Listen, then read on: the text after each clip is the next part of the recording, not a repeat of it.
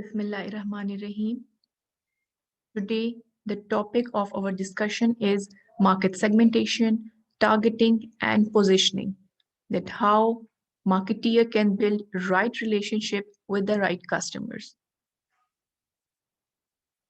So first of all, I will tell you what is marketing. As we have discussed in the previous chapters, that marketing is a social and managerial process by which individuals and groups obtain what they need and want through creating and exchanging value with others. Or, in other words, we can say that marketing is the process of acquiring the customers, delighting the customers, and then retaining the customers. How we can delight the customers? When the performance of the product exceeds the expectations, then the customer will be delighted. Means what the customer has thought in their mind about a product, but after using that product, its performance exceeds the expectations. So the customer will be delighted. They will be our loyal customers. They will purchase our product again and again, and they will also share their good experience with other people, and then other people will also buy our product. So this is marketing. Now, what is market? Market is a place where buyers and sellers can meet to facilitate the exchange or transaction of goods and services. Market can be physical market like our retail stores, our outlets, our shopping malls, or shops, or it can be non-physical market, means through online. Customers do the transaction through internet, purchase the product, and then make the payments. So now, what is market segmentation? As we all know that the market consists of different types of customers, products, and needs. And the marketeer has to determine which segments offer the best opportunity for achieving the company's objective. As the market consists of different kinds of customers who respond in a similar way to a given set of marketing efforts. For example, in the car market, consumers who want the biggest, most comfortable car, regardless of the price, make up one market segment. Customers who care mainly about price and operating economy make up another segment. It could be difficult to make one car model that was the first choice of consumers in both the segments. So for both the segments, as the product requirement is changed, so the product will also be changed. So that's why we need market segmentation. It's the process of dividing the market into distinct groups of buyers with distinct needs, characteristics, or behaviors who might require separate products. The whole market, we divide the whole market into small segments, small parts with distinct needs and characteristics. In other words, we can say that we divide the heterogeneous. Heterogeneous means different. We divide the heterogeneous market into homogeneous groups. Within the group, the requirements, the demands, the choices of the people, the personality, the lifestyle of the people will be same. And outside the groups, the requirements, the needs, the demands will be changed. Like on the basis of male, female, we segment the market. On the basis of economy class, upper class, middle class, lower class, we segment the market. On the basis of age, we segment the market.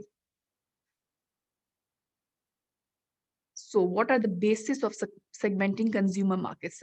Consumer markets are segmented on the basis of geographic, demographic, psychographic, and behavioral variables. Now we will discuss all of them one by one. Geographic segmentation. Geographic segmentation is based on where, means where we have to launch our product, where we have to supply our product, dividing the market into different geographical units such as country, region, state, urban, rural area, or on the basis of population density, etc.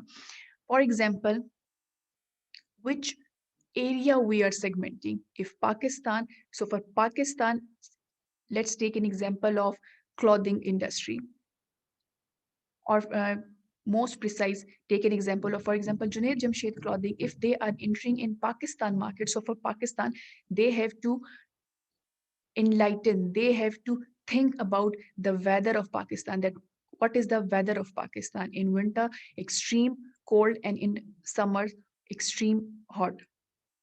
So they will manufacture their products, they will design their marketing mix, the product pricing, placing, promotion according to Pakistan environment. But if they are entering in Dubai market, say, for example, last year when I was in Dubai and in December month, I went to J. Dot, there were no winter items because in Dubai, the weather is not that cold as of Pakistan. So their whole year, there is spring weather. So they, J. Dot did not launch their winter items there. So this is geographic segmentation on the basis of geography, on the basis of areas you divide the market. Marketeer who operate globally often segment the market by country region in the first instance and then go for segmenting on the basis of age, gender, etc.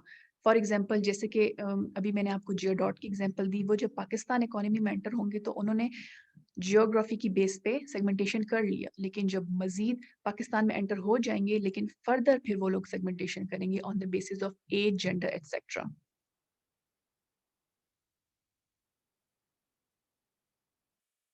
Now, demographic segmentation. Demographic segmentation is based on who, means to whom we have to provide our product. So in demographic segmentation, we divide the market into groups based on variables like age, gender, family size, family life cycle, income, occupation, education, religion, and nationality. On the basis of age, for example, for kids, Procter and Gamble has launched their favorite characters toothbrushes. But for elders, they have launched some serious kinds of toothbrushes, or on the basis of gender, male and female, cosmetics, etc. They will design their product mix according to female thinking. Then family size क्या है, dependent child है. So their main food purchase is for snakes, attracted by the novelty and packaging of food. If young independent adult hai, so they will like eating out, possibly at fast food outlets. Minimum effort they will put into preparing food at home.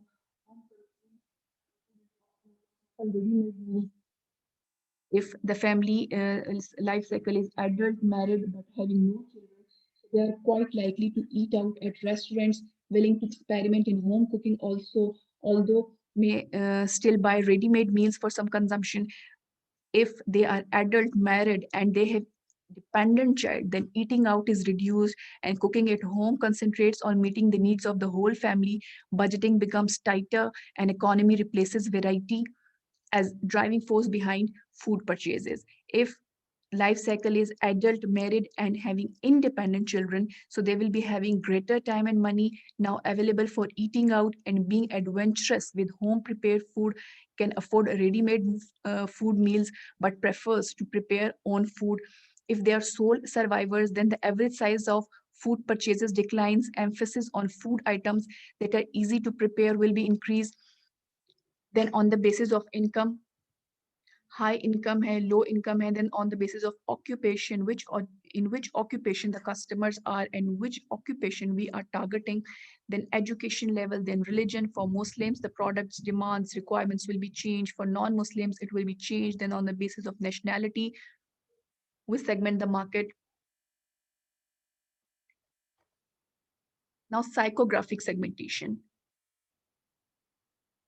Psychographic segmentation means divide the market into different groups based on the psyche of the customers. In psychographic segmentation, the segmentation is based on The segmentation is based on psychological traits that affects consumption habits drawn from people lifestyle and habits, like what they think about the product, what they aspire their life to be.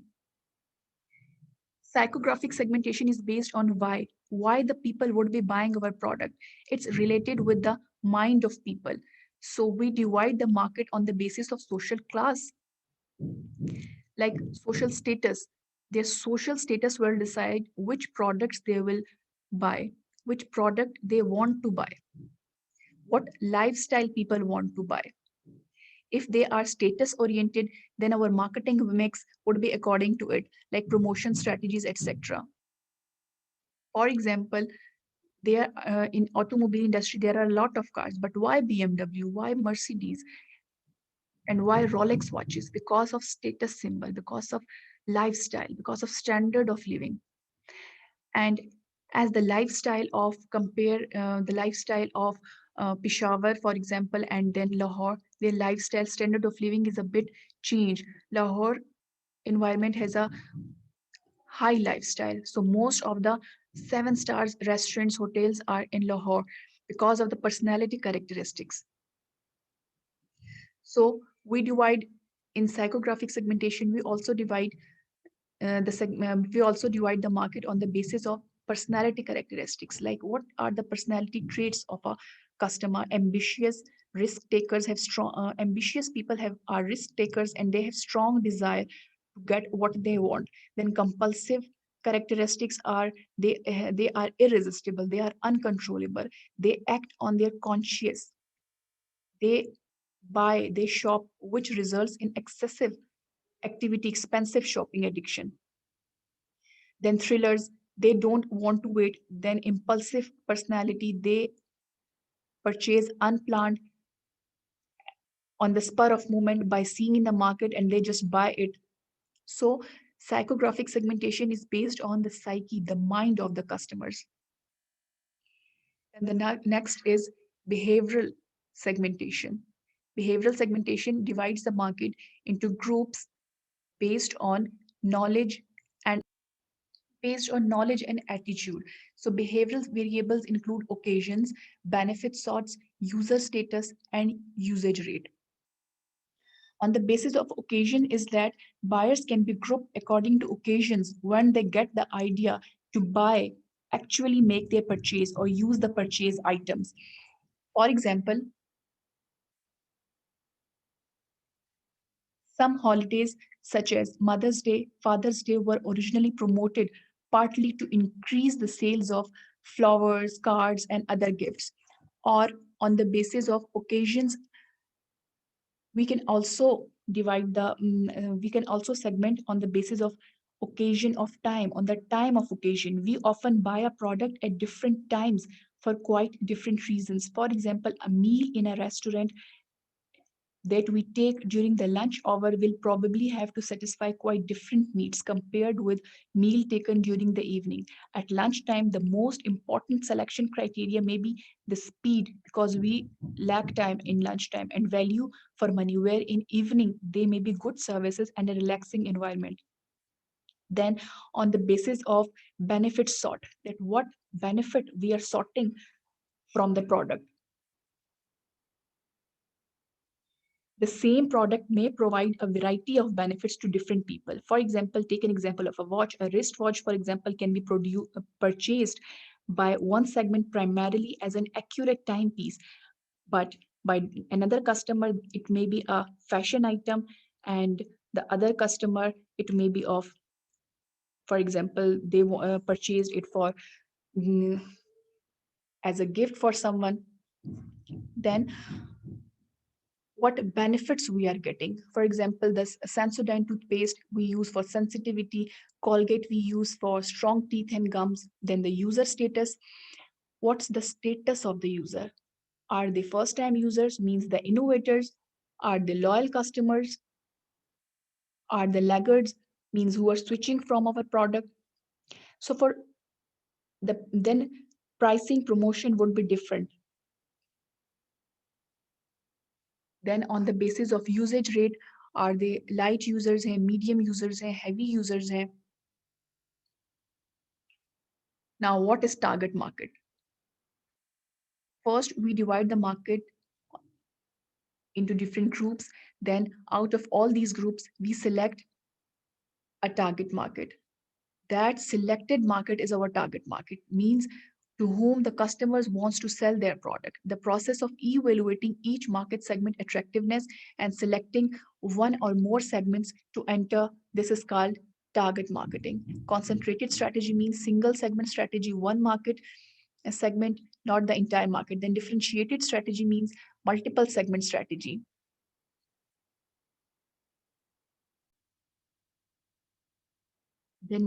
Next is positioning. What is positioning? The way the product is defined by consumers on important attributes, the place the product occupies in consumers' mind relative to competing products. In positioning the product, the company first identifies possible competitive advantages upon which they have to build the position. And to gain competitive advantage, the company must offer greater value to customers. It can be done either by charging lower prices than the competitors or by offering more benefits to justify higher prices. But if the company positions the product as offering greater value, then it must then deliver the greater value. Thus, effective positioning begins with actually differentiating your company's product and offering more value to the customers than your competitors. For example, take an example of Nike. They have positioned their product in the minds of customers on the basis of comfortability. Like, just do it. For serious athletes, Nike Just Confidence gives confidence that provides perfect shoes. iPhone, in the minds of customers, what is the position, how they have positioned iPhone? Status. On the basis of their brand name, they have positioned their product. On the basis of simplicity, creativity, quality, their logo is think different. Coca-Cola, who are the loyal customers of Coca-Cola, they will not switch to any other cold drink like Pepsi, Fanta, 7-Up, etc. because Coca-Cola has positioned their product in the minds of customers. Now, the 4Ps model of marketing mix. In the center, there is target market and intending positioning. So, on the basis of product features like variety, quality, design, features, brand name, packaging, services, on the basis of price, on the basis of place, distribution channels, on the basis of promotion, advertising, personal selling, sales promotion, public relations, we position the market in the minds of customers. Now, steps in the marketing segmentation, targeting, and positioning. First, we identify the market. Then we identify segmentation variables and segment the market. Then we develop profiles of resulting segments. Then the second step is target marketing. Evaluate attractiveness of each segment, then select the target segment. Then in the in at the end, we position our product, identify possible positioning concepts for each market segment, for each target segment, then select, develop, and communicate the chosen positioning concept. This is the model of market segmentation, targeting, and positioning. Now, why segmentation? Because we know that every customer is unique. So we segment the market so that we can serve the customers well. Through segmentation, targeting, and positioning, company decides which customers it will serve and how. Then for enhancing profits of the business, which customers we can serve best. That's why we do positioning. We do segmentation. Now, this is the model of managing marketing strategy and marketing mix. In the middle, there is customers. We want to build profitable relationship with customers. So through market segmentation, targeting, and positioning, the company decides which customers it will serve and how. It defines the total market, then division of the market into smaller segments, then selecting the most promising segments and focusing on serving and satisfying customers in these segments. Then guided by the marketing strategy, company then produces their marketing mix. The product, the price, the place, the promotion. Then to find the best marketing strategy makes the company engages in marketing analysis, planning, implementation, and controlling Through these activities, the company watches and adopts to the actors and the forces in the marketing environment. The actors and the forces which we have discussed in the previous chapters, the micro environment and the macro environment, like the marketing intermediaries, the competitors, the public, the suppliers, how they are affecting the relationship of company and the customer. So that was all about today's topic, segmentation, targeting, and positioning. And if you have any question, you can ask me through LMS. Thank you.